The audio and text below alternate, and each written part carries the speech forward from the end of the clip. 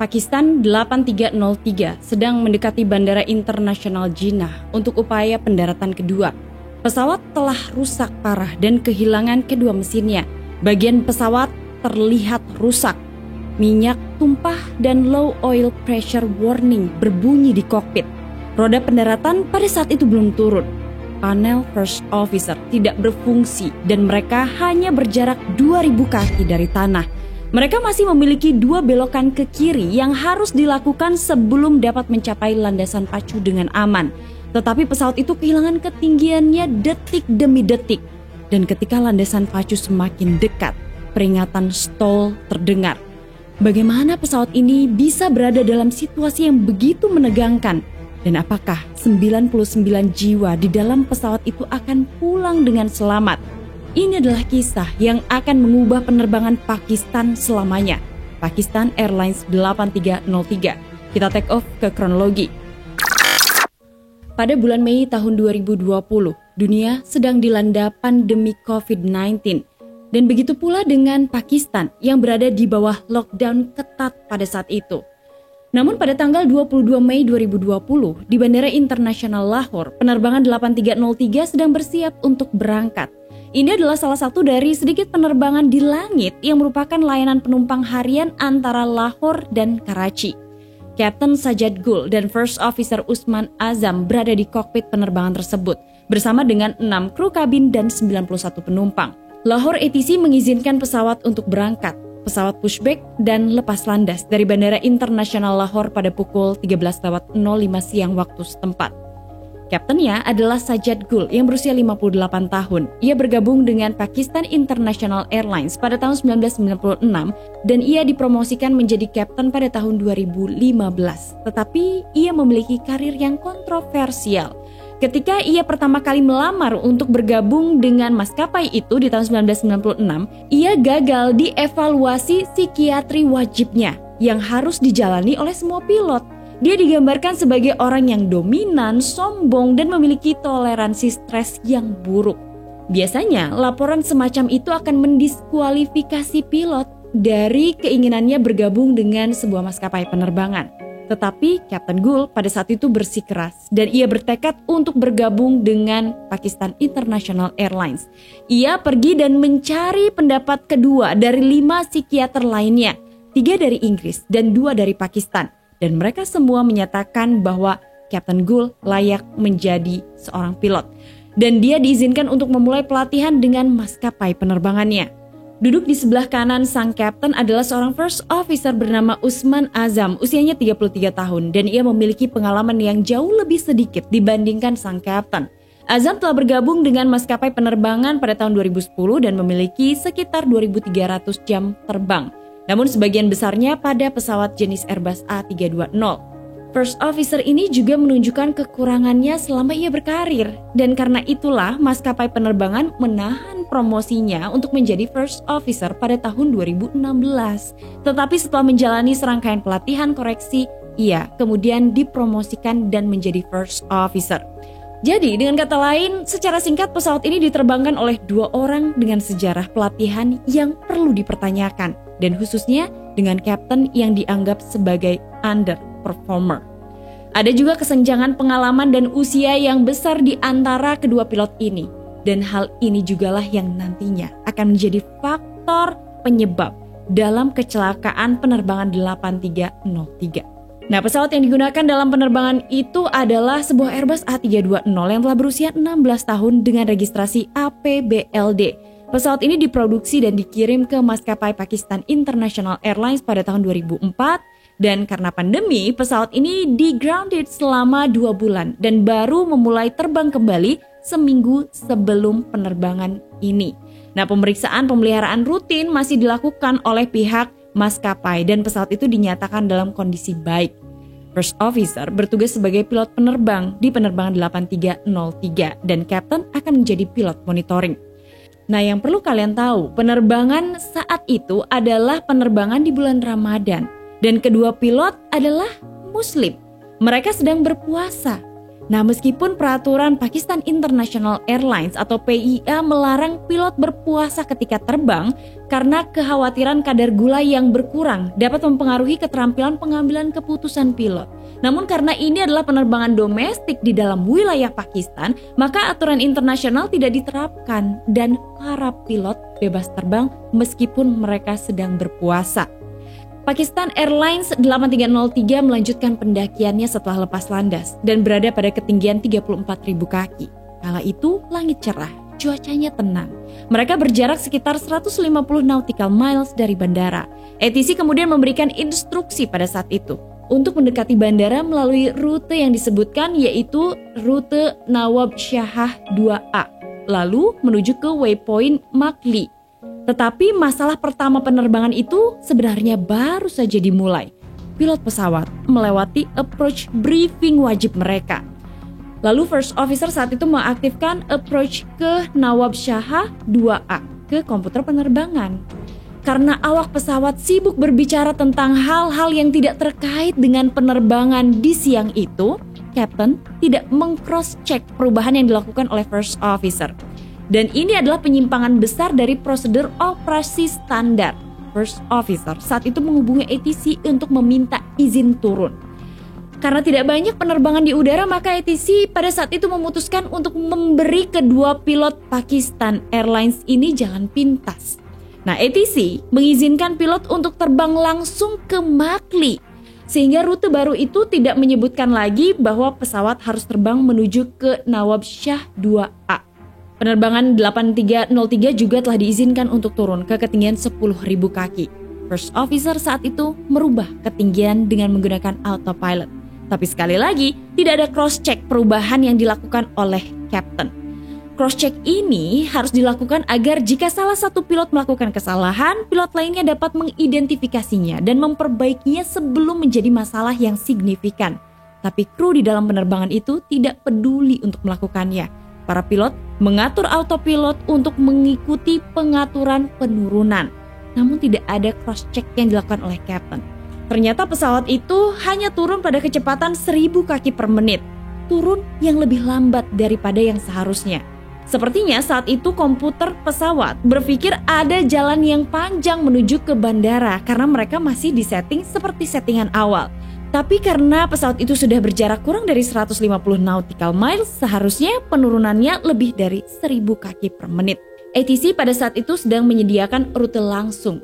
Namun baik ATC maupun pilot dari PIA sekarang bermaksud tiba di waypoint Makli pada ketinggian 3.000 kaki tanpa perlu melakukan pola holding.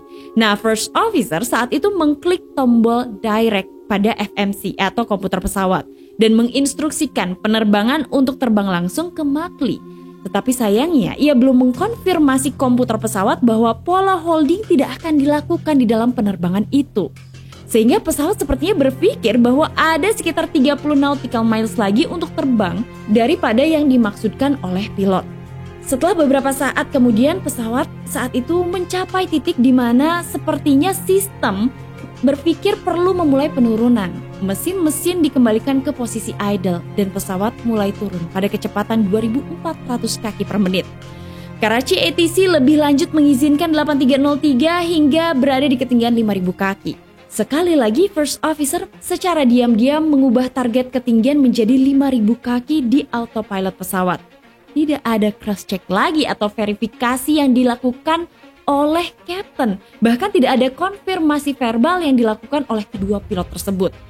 Biasanya ketika pesawat berada di titik tersebut, maka pesawat itu akan dialihkan dari Karachi Area Control ke Karachi Approach Control karena kebiasaan dan tanpa izin. Salah satu pilot mengubah frekuensi pada kontak radio dan mereka tidak hanya merubah frekuensi tanpa persetujuan, tapi juga mereka memasukkan frekuensi yang salah. Seharusnya frekuensi yang dimasukkan adalah 12,5, tapi saat itu pilot malah memasukkan 126,5. Artinya ATC tidak dapat lagi menghubungi penerbangan itu sama sekali. Setelah sekitar 5 menit waktu dari penerbangan itu terbuang, tidak bisa berkomunikasi dengan ATC, akhirnya ATC dapat menghubungi pesawat dengan memanggil mereka pada guard frekuensi atau frekuensi lain. Nah, Karachi Approach mengizinkan pesawat untuk turun lebih lanjut ke 3.000 kaki. karena pesawat mulai turun terlambat, pesawat ini sangat tinggi dibanding dengan yang seharusnya untuk approach langsung. Namun kru masih belum menyadarinya. Yang perlu mereka lakukan pada saat itu hanyalah memperhatikan layar di depan mereka untuk melihat indikator di FMC atau di Flight Management Computer. Tapi karena mereka tidak mengikuti prosedur, mereka benar-benar melewatkan proses itu. Pesawat sekarang sekitar 5 menit dari waypoint Mach-Lee dan kemudian mulai melewati Mach-Lee pada ketinggian 9.300 kaki. Seharusnya pesawat itu sudah berada di ketinggian 3.000 kaki saat itu. Mereka terlalu tinggi untuk mendarat dengan aman. Sebenarnya selama pilot tidak melakukan apapun dan membiarkan pesawat mengikuti jalur yang telah dihitung oleh sistem komputer, pesawat akan dengan mudah mengeksekusi pola holding, mengurangi ketinggian hingga 3.000 kaki dan mendarat dengan aman. Tetapi masalah mereka akan bertambah parah. 1 menit kemudian dengan landasan pacu yang sudah terlihat, First Officer mengaktifkan mode approach untuk membuat pesawat menangkap glide slope. Tetapi dalam mode ini, setelah glide slope ditangkap, komputer akan mengabaikan semua navigasi yang diprogram, termasuk hold D7. Dan tanpa hold ini, pesawat akan terus terlalu tinggi sampai mencapai bandara. ATC Karachi yang memantau jalur pesawat memperhatikan bahwa mereka lebih dari 2 kali ketinggian yang seharusnya. Dan pada saat itu ATC menjadi sangat khawatir. Petugas ATC kemudian menghubungi penerbangan 8303. Pakistan 8303 konfirmasi jarak tempuh nyaman untuk turun dan pada saat itu kedua pilot hanya menjawab afirmatif. Panggilan ini pasti telah membingungkan Kapten dan dia pasti bertanya-tanya mengapa pertanyaan seperti ini diajukan kepada penerbangannya. Jadi ia kemudian memeriksa layar di hadapannya dan barulah kemudian ia menyadari kesalahan yang telah dilakukan oleh kedua pilot itu bahwa mereka belum menghapus pola holding D7. Saat itulah Kapten menjadi khawatir. Lalu bertanya, apa yang terjadi? Berhenti. Oh tidak. Nah, Kapten sempat mengatakan kalimat itu dan mencoba untuk mengeluarkan posisi holding pesawat. Dan pada saat itu First Officer segera merespon apa yang dinyatakan oleh Kapten dengan membatalkan holding. Dia kemudian bertanya kepada Kapten, hold ditangguhkan? Haruskah kami melaporkan masalah ini? Dan Kapten mengatakan tidak. Kedua pilot kemudian mengesampingkan apa yang terjadi dan memberitahu ATC bahwa semuanya baik-baik saja. First Officer setuju dengan atasannya dan menyampaikan kepada ATC bahwa semuanya baik-baik saja. Kekuasaan yang dimiliki oleh Kapten sekarang mempengaruhi keputusan First Officer. First Officer sepenuhnya sadar bahwa mereka melakukan kesalahan dan dapat terlihat jelas bahwa mereka terlalu tinggi dan ia ingin mengambil tindakan korektif. First Officer saat itu ingin membawa pesawat turun lebih jauh sehingga mereka dapat mencegat jalur penurunan yang tepat. First Officer kemudian merubah mode pesawat untuk mengurangi kecepatannya. Lalu agar pesawat turun lebih cepat, First Officer mengaktifkan speed brake. Ketika itu pesawat berada di ketinggian 9.210 kaki. Padahal seharusnya pada saat itu pesawat berada di 4.700 kaki. Jadi pesawat itu 2 kali lebih tinggi dari ketinggian yang seharusnya. Pada saat inilah pesawat terbang di atas waypoint 7. Pada saat itu ATC berusaha untuk mendorong para pilot untuk menyadari bahwa approach dari penerbangan itu tidak stabil. Tapi kedua pilot justru menjawab pernyataan dari ATC dengan mengatakan tidak masalah. Kru penerbangan 8303 sedang menunjukkan kekurangan kesadaran situasional mereka. 1 menit kemudian, pada ketinggian 7.400 kaki, roda pendaratan diturunkan dan flaps diatur ke posisi flap 1. Kecepatan vertikal meningkat dari 2.300 kaki per menit menjadi 7.500 kaki per menit. Yang mengejutkan, ini adalah sudut yang sangat ekstrim untuk mendekati landasan pacu. Approach controller yang masih khawatir dengan penerbangan itu mengingatkan para pilot dan mengatakan bahwa orbit tersedia jika para pilot mau. Dengan kata lain, ATC mengatakan bahwa penerbangan itu dapat membuat putaran 360 derajat untuk menurunkan ketinggian dan kembali ke jalur penerbangan normal. Kapten tidak melihat masalah dengan approach mereka dan memerintahkan First Officer untuk mengatakan tidak kepada ATC. Dan First Officer melanjutkan jawabannya dengan mengatakan negatif. Kami nyaman dengan situasi ini dan kami bisa melakukannya insya Allah. Pesawat terus melaju menuju ke tanah. Pesawat telah melewati ketinggian 4.500 kaki hanya 7 mil dari landasan pacu. Karena target ketinggian yang ditetapkan dengan autopilot adalah 3.000 kaki, pesawat mulai mengurangi penurunannya untuk meratakan pada ketinggian 3.000 kaki. Hampir pada saat yang sama, Kapten berkata dia akan terkejut dengan apa yang telah kami lakukan. Atau dengan kata lain, Kapten saat itu menyombongkan apa yang dilakukannya kepada pihak ATC. Ia menunjukkan bahwa ia bangga dengan apa yang telah mereka lakukan untuk membawa pesawat itu ke ketinggian 3.000 kaki tanpa melakukan orbit seperti yang disarankan oleh ATC. Tetapi approach controller pada titik ini sudah muak. Ia memberi lagi perintah kepada Pakistan 8303 dan mengatakan agar mereka berbelok ke kiri heading 180 dan pilot mengabaikan instruksi itu. Dan lagi-lagi pilot menyatakan kami nyaman sekarang dan kami keluar dari ketinggian 3.500 kaki menuju ke 3.000 kaki yang ditetapkan pada ILS 25L. Pada saat itu pilot sedang berbohong.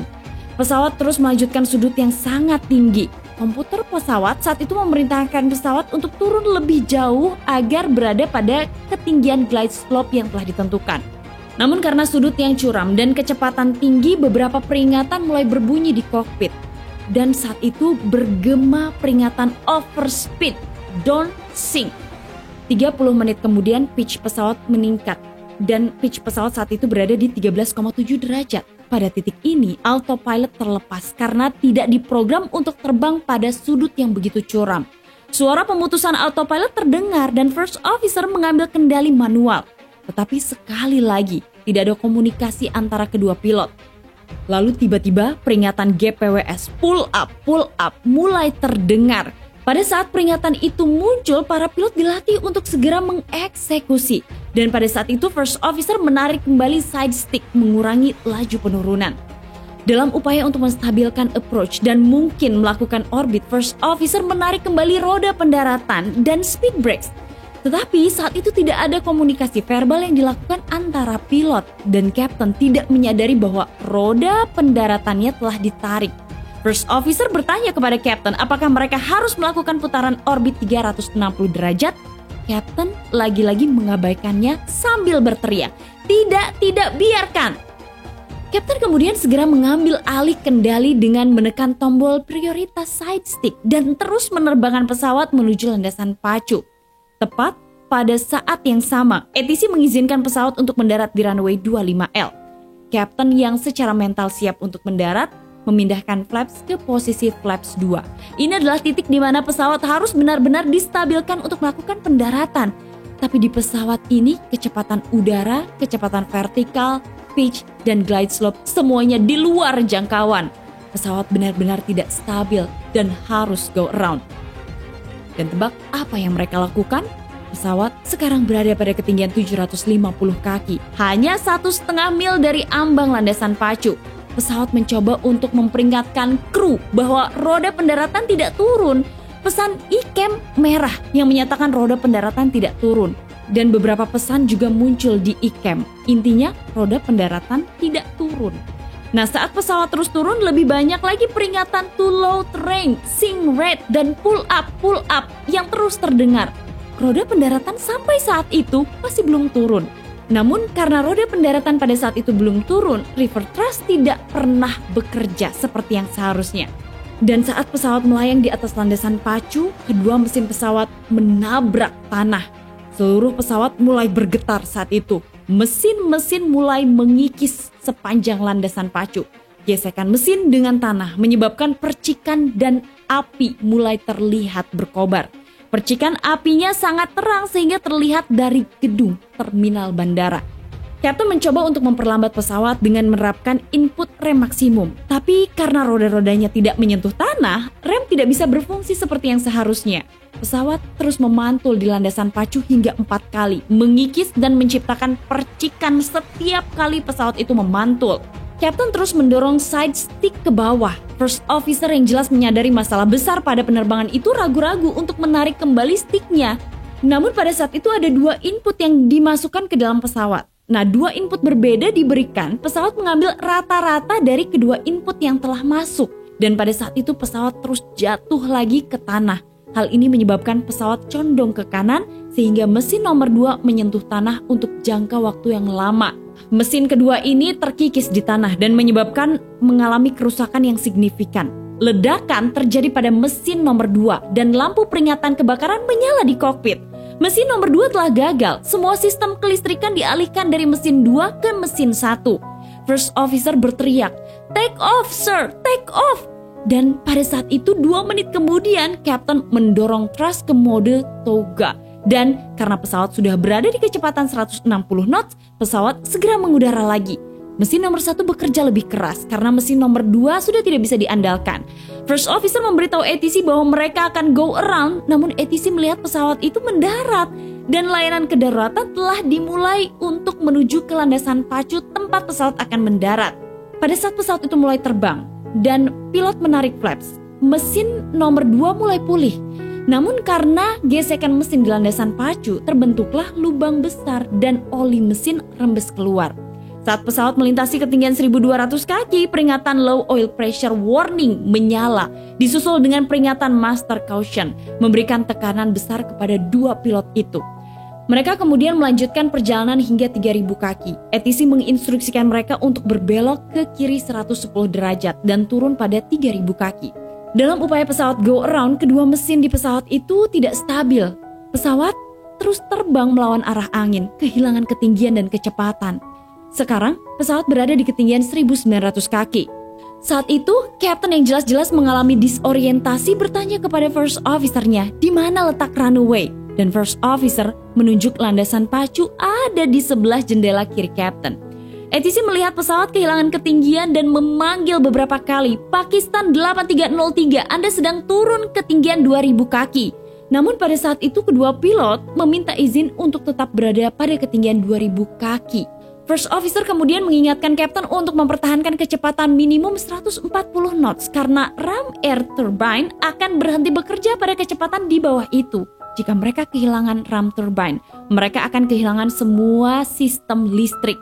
Captain pada titik ini memperhatikan bahwa thrust lever mesin nomor 2 berada di posisi idle dan mengatakan kepada First Officer-nya bahwa Anda telah memilih mesin 2 di posisi idle.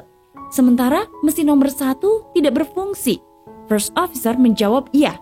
Hampir pada saat yang bersamaan, mesin kedua juga mati karena kerusakan yang terjadi sebelum proses go around. Pesawat itu terbang tanpa mesin dan pesawat hanya bisa mengandalkan ram turbine. First Officer memohon kepada Captain, "Tingkatkan kecepatan." Captain jelas bingung. Ia menjawab, "Bagaimana saya bisa meningkatkan kecepatan pesawat sementara 2 mesin telah mati?" ATC terus memantau penerbangan itu dan mengatakan sepertinya penerbangan itu sedang berbelok ke kiri. First Officer menjawab, "Kami sedang melanjutkan untuk pendaratan langsung.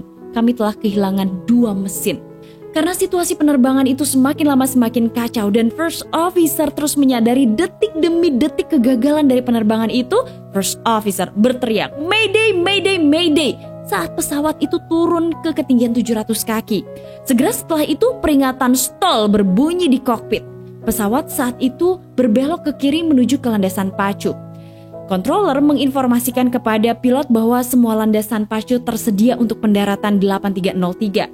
Situasi di kokpit tegang dan sangat membingungkan dengan semua jenis peringatan yang berbunyi secara bersamaan terus-menerus. Saat pesawat terus turun melalui ketinggian 400 kaki, Captain berteriak, "Jangan mengatur flaps, jangan mengatur flaps!" Jelas pada saat itu ia sedang menghindari drag ekstra di penerbangan. Roda pendaratan diketahui telah turun ketika itu, dan pilot tidak bisa mengelak dari nasib mereka.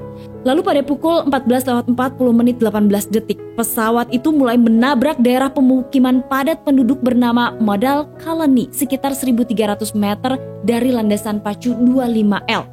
Pesawat segera terpecah-pecah dan kebakaran hebat terjadi yang juga menyelimuti beberapa bangunan di sekitar lokasi kecelakaan.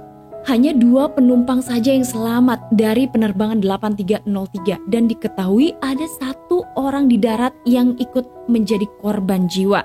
97 orang di dalam pesawat dinyatakan meninggal dunia dan 7 orang lainnya di darat mengalami luka-luka. Layanan darurat segera dikirim ke sekitar lokasi, tetapi mereka terhalang oleh jalan-jalan yang sempit dan kerumunan penduduk setempat yang mencoba untuk membantu setelah pesawat itu jatuh.